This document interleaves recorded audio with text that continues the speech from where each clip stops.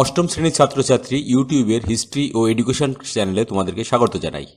আজ আমরা বাংলা শিক্ষা পোর্টালে দেওয়া নভেম্বর 2021 সালের জন্য কম্বাইন্ড অ্যাক্টিভিটি টাস্কটি নিয়ে আলোচনা করব।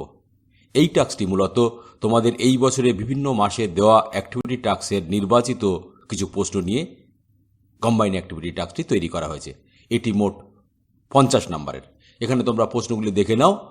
প্রথমে তোমাদের কয়স্তম্ভের সাথে ক্ষয়স্তম্ভ মেলাতে হবে, দ্বিতীয়টিতে তথ্য দিয়ে ছক পূরণ করতে হবে, তৃতীয়টিতে সত্য ও মিথ্যা নির্ণয় করতে হবে, 4 নম্বর প্রশ্নে সঠিক শব্দ বেছে শূন্যস্থান পূরণ করতে হবে। 5 নম্বরের মোট 5টি প্রশ্ন আছে, যেটি তোমাদেরকে 4টি বা 5টি বাক্যের মধ্যে উত্তর লিখতে হবে, এবং 6 নম্বরে মোট 3টি প্রশ্ন আছে, 8 বা 10টি বাক্যে তোমাদেরকে উত্তর লিখতে হবে।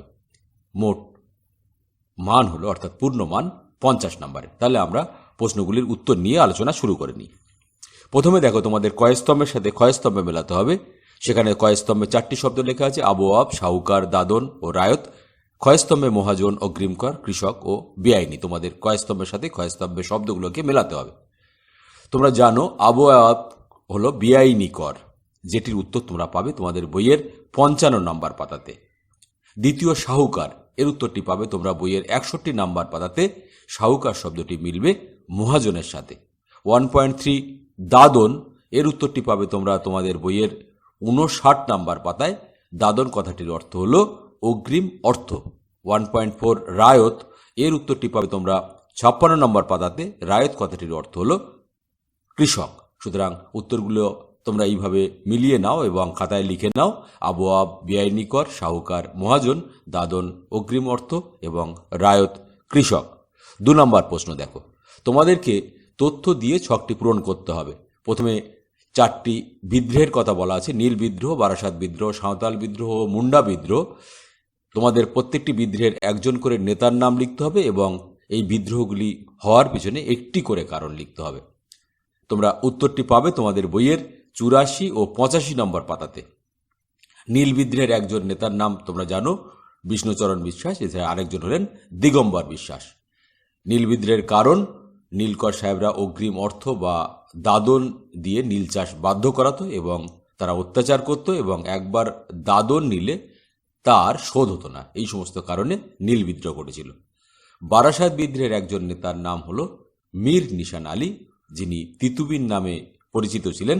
এই বিদ্রোহের কারণ হিসেবে তোমরা লিখবে বারাসাত সহ বিস্তীর্ণ অঞ্চলে জমিদার, নীলকর ও কোম্পানির অপশাসন হলো বারাসাত বিদ্রোহের কারণ।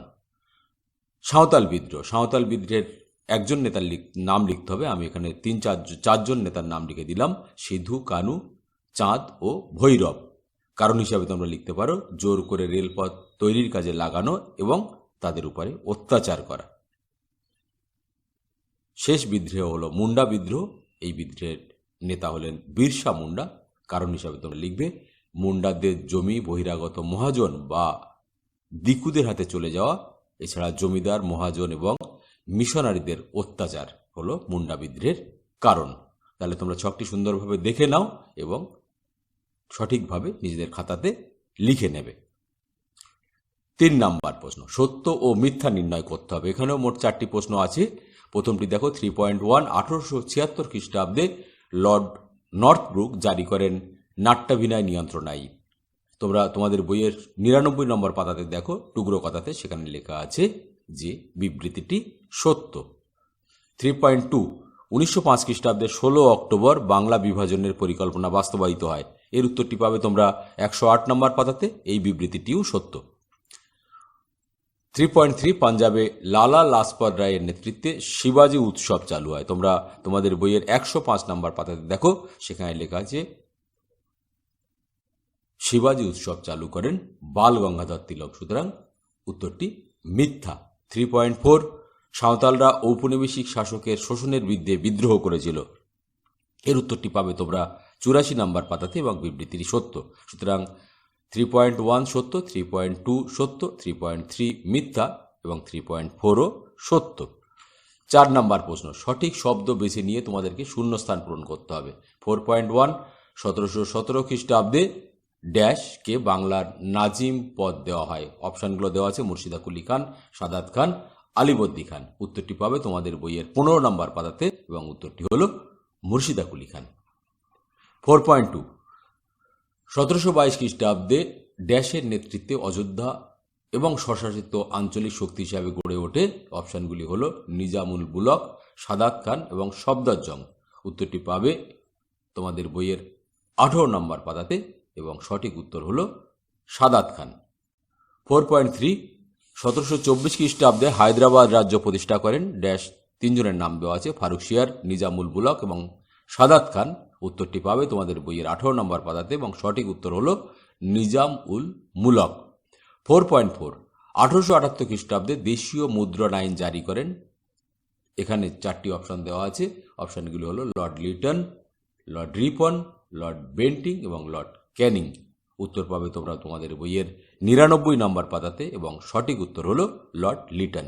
তাহলে উত্তরগুলি দেখে নাও আরেকবার। 4.1 মুর্শিদা কুলি খান, 4.2 সাদাত খান, 4.3 নিজামুল মুলক এবং 4.4 লর্ড লিটন। 5 নম্বর প্রশ্নে চলে যাও। 5.1 কে কোন উদ্দেশ্যে সিভিল সার্ভিস চালু করেন? উত্তরটি পাবে তোমাদের বইয়ের 42 নম্বর পাতাতে। ভারতে সিভিল সার্ভিস চালু করেন লর্ড কর্নওয়ালিস। উদ্দেশ্য তোমরা এইভাবে লিখবে, সিভিল সার্ভিস চালু করার পিছনে লর্ড কর্নওয়ালিসের প্রধান উদ্দেশ্য ছিল কোম্পানি শাসনের অধীনে আমলাতন্ত্রকে সংগঠিত করা। তিনি ভারতের ব্রিটিশ প্রশাসনকে দুর্নীতিমুক্ত করতে চেয়েছিলেন। তার ধারণা ছিল উপযুক্ত বেতন না পাওয়ার কারণে কোম্পানির কর্মচারীরা সততা ও দক্ষতার সাথে কাজ করে না। সেই কারণে তিনি প্রশাসনের সঙ্গে জড়িত ব্যক্তিদের ব্যক্তিগত ব্যবসা ও কোনো রকম উপহার নেওয়া বন্ধ করে দেন। এর সঙ্গে তিনি কর্মচারীদের তাদের বেতন বাড়িয়ে দেন এবং চাকরির মেয়াদের ভিত্তিতে পদোন্নতির ব্যবস্থা চালু করেন। তাহলে এইগুলি হলো সিভিল সার্ভিস চালু করার উদ্দেশ্য, যেটি চালু করেছিলেন লর্ড কর্নওয়ালিস।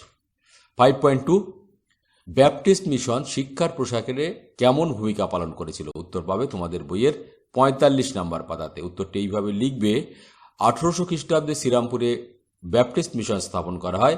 শ্রীরামপুরের মিশনারিরা ব্রিটিশ কোম্পানির তরফে শিক্ষা বিস্তারে বিভিন্ন উদ্যোগে সামিল হন। নিজেদের মুদ্রণ যন্ত্র বসিয়ে তারা বাংলা ভাষায় বিভিন্ন লেখা ছাপাতে শুরু করেন। শ্রীরামপুরের মিশনারিদের মধ্যে সবচেয়ে উল্লেখযোগ্য ছিলেন উইলিয়াম ক্যারি। তিনি ভারতীয় মহাকাব্য রামায়ণ ও মহাভারত ইংরেজি ভাষায় অনুবাদ করেন। এছাড়া তিনি বাইবেলের একটি অংশকে বিভিন্ন ভারতীয় ভাষায় অনুবাদ করেন। হালেদের বাংলা ব্যাকরণ বিষয়ক বইটিকেও সম্পাদনা করে উইলিয়াম ক্যারি প্রকাশ করেন এই মিশনের ছাপাখানা থেকে। 5.3 পণ্ডিতা রমাবাই কেন স্মরণীয়? উত্তর পাবে তোমরা তোমাদের বইয়ের 81 নম্বর পাতাতে।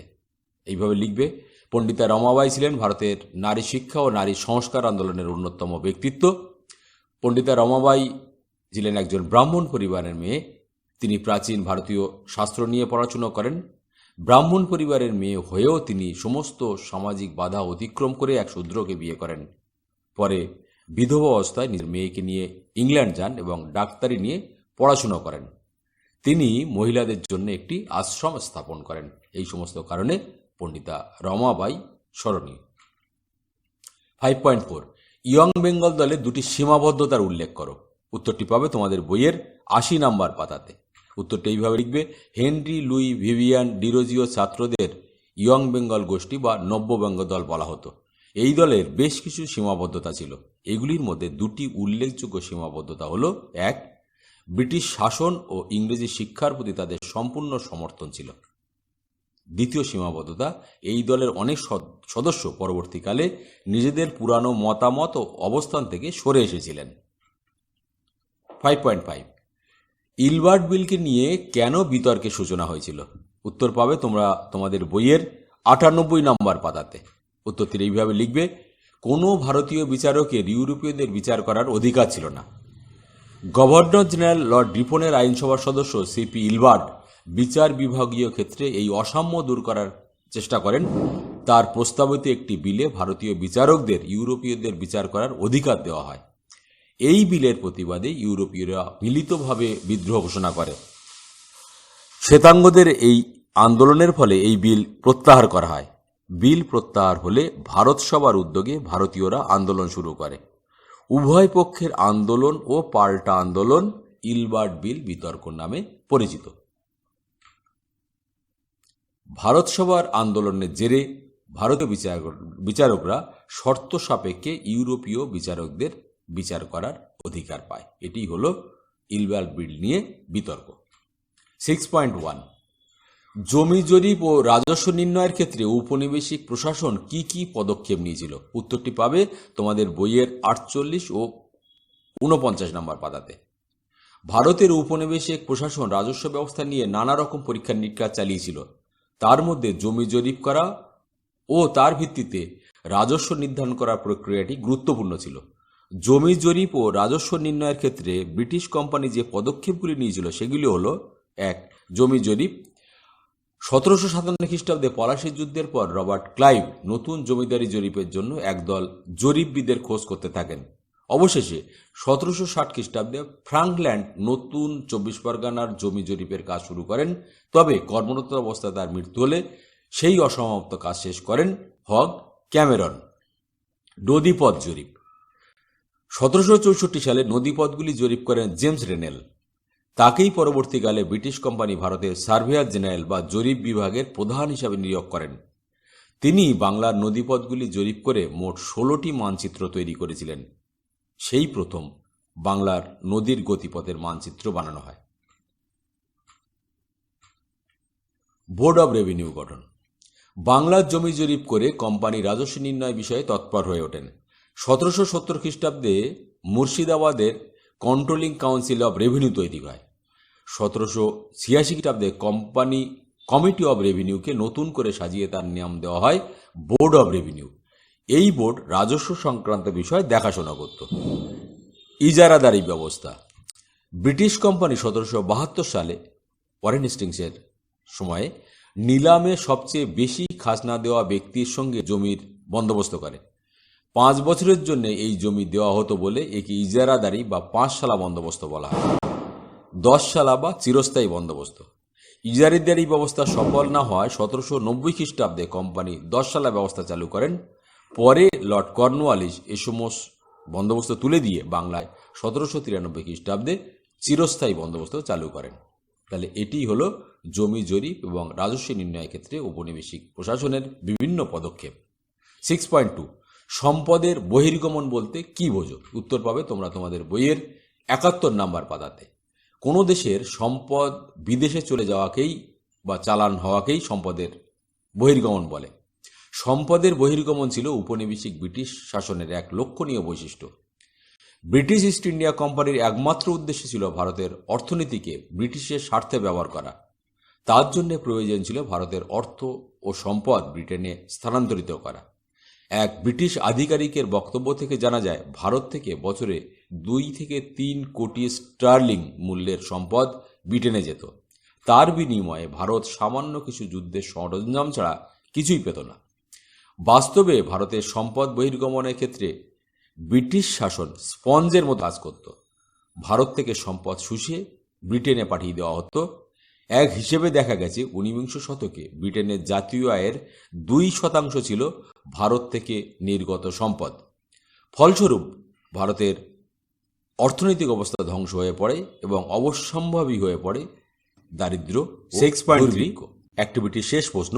20 শতকের প্রথম দিকে বাংলায় গড়ে ওঠা বিভিন্ন গুপ্ত সমিতির পরিচয় দাও। উত্তরটি পাবে তোমরা বইয়ের 112 নম্বর পাতাতে। স্বদেশী আন্দোলনের শেষ দিকে বিপ্লবী সন্ত্রাসবাদী ধারাটি বেশি করে দেখতে পাওয়া যায়। এই ধারার প্রধান ভিত্তি ছিল বিভিন্ন সমিতিগুলি। আপাতভাবে সমিতিগুলি শরীরচর্চার পাশাপাশি বিভিন্ন সমাজসেবামূলক উদ্যোগ নিত। তার মধ্য দিয়ে মূলত ছাত্র ও যুব সমাজের কাছে স্বদেশীর ভাবধারা প্রচার করা হতো। এই সমস্ত সমিতিকে কেন্দ্র করে বিপ্লবী সন্ত্রাসবাদী কার্যকলাপের মাধ্যমে ব্রিটিশ প্রশাসনের ত্রাস সৃষ্টি করার ধারাটি গড়ে ওঠে। 1902 সালে কলকাতায় 3টি এবং মেদিনীপুরে 1টি দল তৈরি হয়। সেগুলির মধ্যে সতীশচন্দ্র বসু প্রতিষ্ঠিত অনুশীলন সমিতি অন্যতম বিখ্যাত প্রতিষ্ঠান। এই সমিতিগুলি গোপনে বিভিন্ন কার্যকলাপ চালাত। 1905 সালে বঙ্গভঙ্গ বিরোধী আন্দোলনের সময় থেকেই বাংলার বিভিন্ন অঞ্চলে নতুন নতুন সমিতি প্রতিষ্ঠিত হতে থাকে। 1906 সালে পুলিন বিহারী দাসের নেতৃত্বে ঢাকা অনুশীলন সমিতি গড়ে ওঠে। সারা বাংলাব্যাপী বিপ্লবীদের সম্মেলন আয়োজন করা হয়। যুগান্তর পত্রিকা হয়ে ওঠে বাংলার বিপ্লবী আন্দোলনের মুখপত্র। অর্থ জোগাড়ের জন্য স্বদেশি ডাকাতির পাশাপাশি বোমা বানানোর উদ্যোগও নেওয়া হতে থাকে। কলকাতার মানিকতলায় বোমা তৈরির কারখানা বানানো হয়। যদিও এই সমস্ত গুপ্ত সমিতি ও বিপ্লবী সদস্যদের কার্যকলাপ খুব একটা সফল হয়নি, তবে তাদের কাজকর্ম ও সাহস অনেক ক্ষেত্রেই অনুপ্রেরণার বিষয় হয়েছিল। একই সঙ্গে ইংরেজ সরকারের বেশ কিছু সংস্কার প্রস্তাবকে অনেকেই বৈপ্লবিক কাজকর্মের ফলাফল হিসাবে ভেবেছিলেন। তাহলে এতক্ষণ আমরা তোমাদের নভেম্বর মাসের জন্য দেওয়া কম্বাইন্ড অ্যাক্টিভিটি টাস্কের উত্তরগুলো নিয়ে আলোচনা করলাম।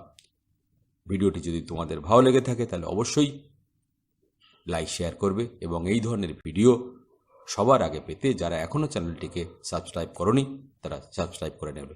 তোমাদের সবাইকে অসংখ্য ধন্যবাদ। ভালো থাকো।